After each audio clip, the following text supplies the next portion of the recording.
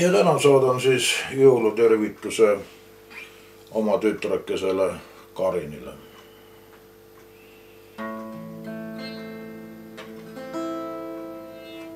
Selles laulus öelda tahaksin midagi uut.